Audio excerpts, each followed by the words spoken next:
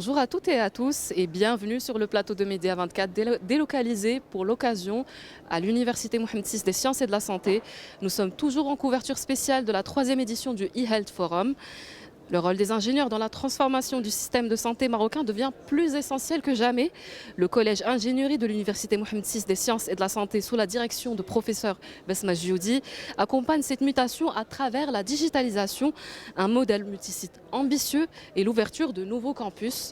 Nous revenons avec elle sur les choix stratégiques, les innovations pédagogiques et les perspectives d'expansion qui façonnent l'avenir de la formation en ingénierie de la santé. Merci professeur Besma Djioudi, directrice académique du collège ingénierie à l'UM6SS, d'avoir accepté notre invitation. Merci Zina, merci Média 24. En 2014, l'Université Mohamed VI des sciences et de la santé ouvrait ses portes. Depuis, il y a eu plusieurs ouvertures de campus au niveau national. Quelles ont été les motivations stratégiques derrière ces récentes ouvertures, notamment ceux de Marrakech et d'Agadir? Y a-t-il une vision particulière? Alors, merci pour la question. Effectivement, l'Université Mohamed VI des sciences de la santé, avec toutes ses composantes de formation, l'école d'ingénieurs, la faculté de médecine, médecine dentaire, pharmacie. Donc, on a commencé depuis 2014.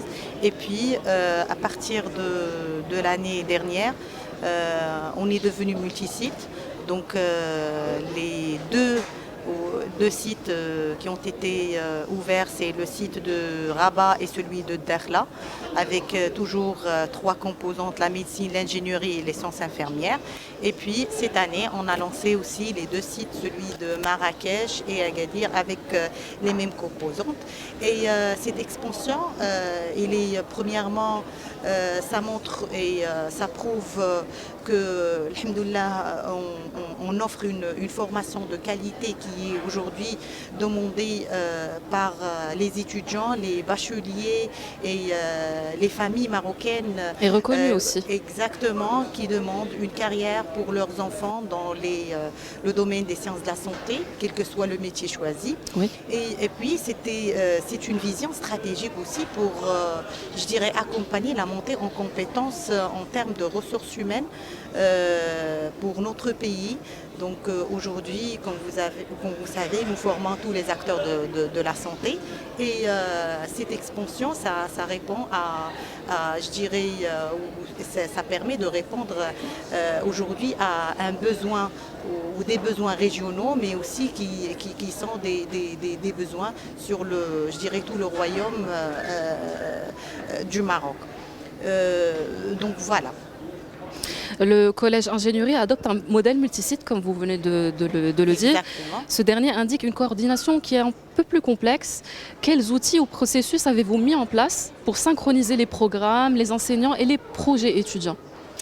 Alors tout d'abord, effectivement, c'est pas évident d'assurer, je dirais, une formation pédagogique sur 5 sites, chacun sa spécificité, sa particularité, je peux dire même sa culture. Oui.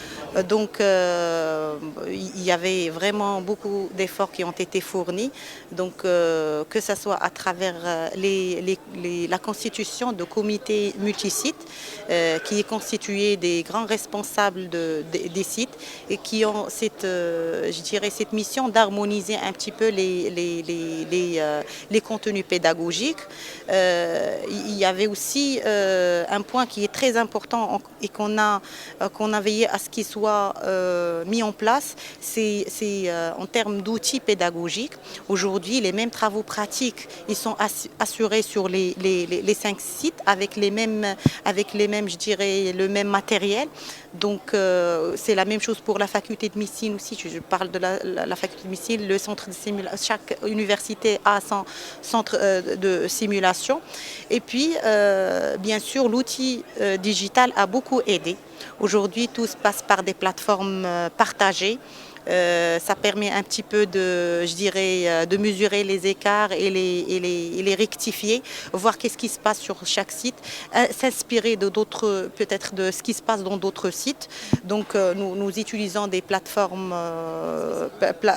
partagées en ligne entre les 5 sites.